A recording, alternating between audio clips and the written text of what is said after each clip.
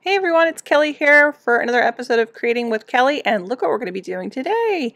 We're going to be using alcohol inks and a water brush filled with alcohol, and we'll be creating this lovely little Valentine's Day card for your favorite Valentines. I wanted to give a shout out to my artist friend from Canada, Miss Jane Monteith, for the inspiration, especially with all this gold, and to let you guys know that we are excited. We're going to be working on, hopefully soon, a collaborative video for you guys coming up. So I'm really looking forward to that. So stick around and I'll show you all the details.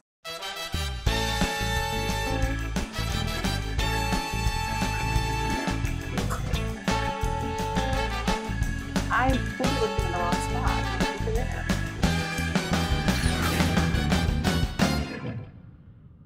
Hey everyone, welcome to my channel, and we're going to be using a water brush, alcohol ink, and we're going to be creating a Valentine card for your special someone.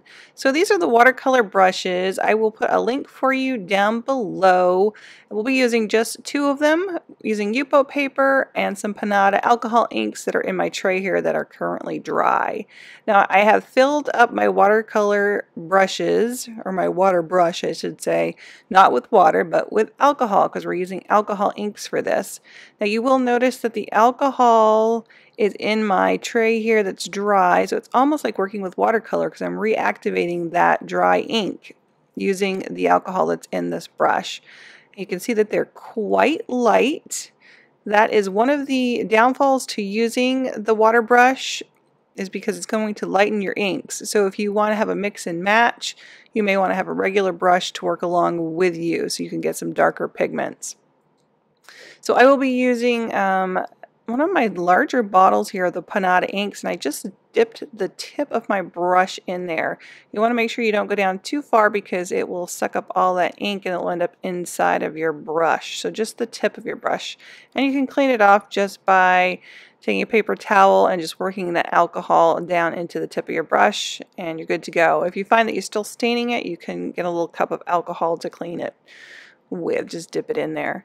So I'm going to be using the gold here. This is the Panada gold, and again, because I'm using the alcohol in the brush here, it's lightening up that gold a little bit more than what it normally would. So we're going to go over this a couple of times, and I'm just getting some texture in here, and I'm creating this just on a whim. I wasn't really sure where I was going with it. I do that often. This is a great way to warm up when you're going to be doing a detailed painting. So I find this very fun and creative because it's more about the process and less about the outcome. So you can see here, again, because the brush is filled with alcohol, this is very light. So I'm going to let that dry, and I'm going to go back in with a regular brush just to darken that up a little bit. Now these water brushes are perfect for using as blender pens as well. They do a nice job blending your edges, as you can see where I just blended a little bit on the edge of that heart there. So I let that dry for a second here, and now I'm going to go into just the gold. Now I did not shake that gold up really well in there, and that is why that is giving that very pale look. So I've gone ahead and shaken that jar or that bottle up, and this is much better. Much brighter gold.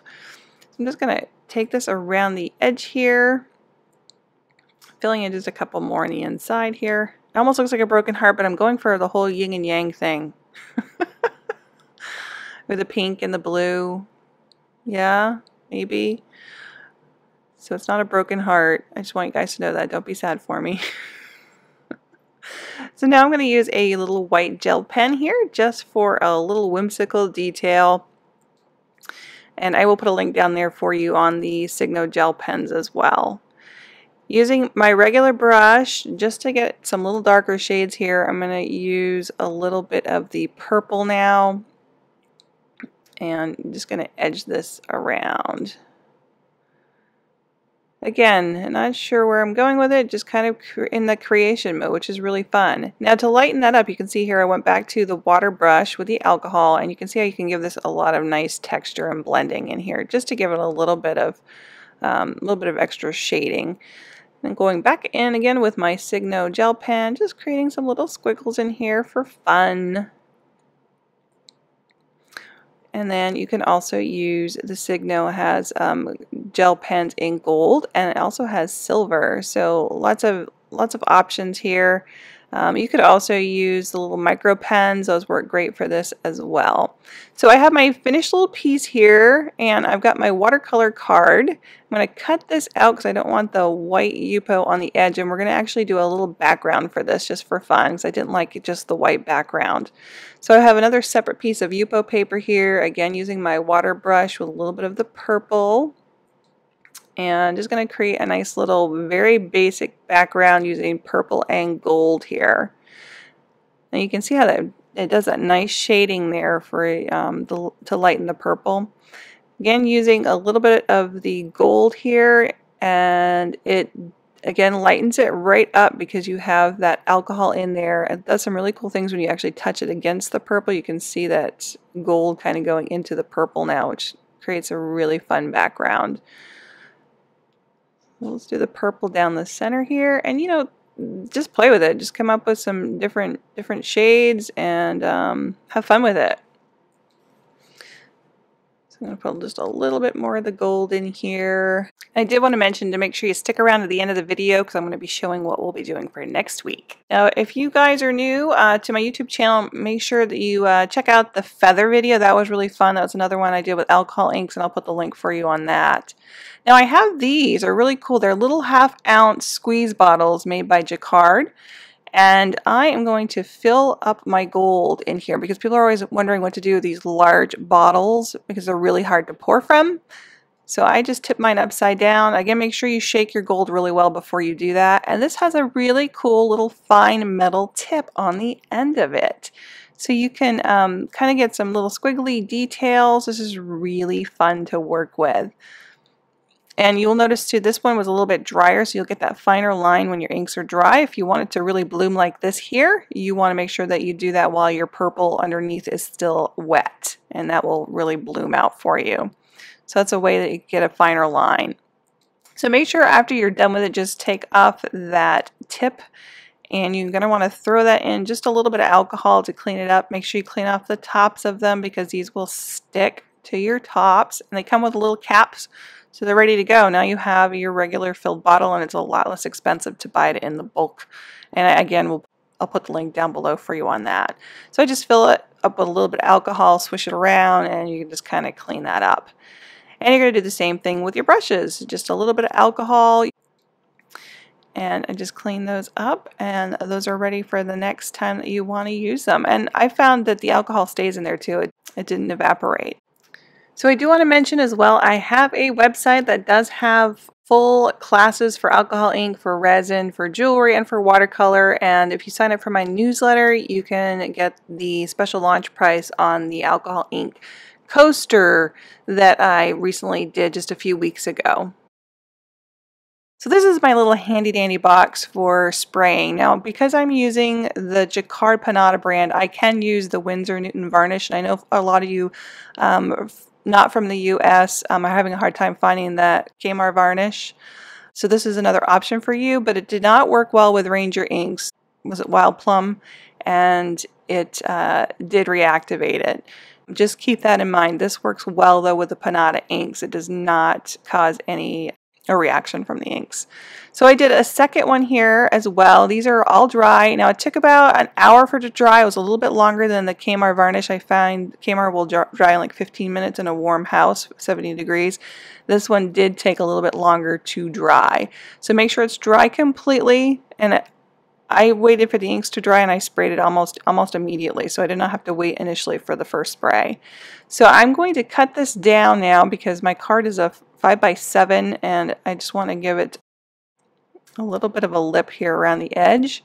And I'll also put a list, a full playlist of all my alcohol ink YouTube videos in case you are interested in seeing some other ones. We've got some on blending solution, we've got some on the airbrush, and so on and so forth. So you may want to check those out as well. Since I'm at it, let's just cut the edges off here, and I have a little stamper, and I'm going to stamp just some little designs in there just for a little added fun. And if you have little stamps, you can pop any little design in here. So we're going to glue this down now, and we're going to put the heart on top of it. Isn't that cute? So again, I have my little fake cardboard box here from my crackers, and I'm using a little bit of the Elmer's glue spray. This works great. It's really easy and fast. So I'm just going to give that a nice spritz, and you're going to immediately want to attach it to the card. So this is very sticky stuff, and you want to get a good bond with that. I have to straighten it out there. So, and then let's go ahead and do the heart. And we're going to place that on there as well. It's a little oversized. I kind of wanted it to come up just a little bit higher. There. So I usually would like to grab just a little bit of wax paper because sometimes it can be sticky and I want to make sure everything is completely dry. Just lay this on top, press it down real well. You could also use a roller if you wanted to, and then you can leave that on there, let it dry, you know, for about a good hour, even with some books on it, so it keeps it nice and flat. And then I have a little stamp here. I like to stamp the backs of my cards, and I'm ready to mail this little one out. How cute is that? Very simple, very fun, and I hope you enjoyed it. So if you do, please make sure to give us a like and a thumbs up and a share. That really helps me grow my channel, and I really appreciate it. Next week, we're going to be using the water brushes again, and we're going to be creating something with watercolor that looks like this. So thanks so much, and I'll see you guys next Tuesday.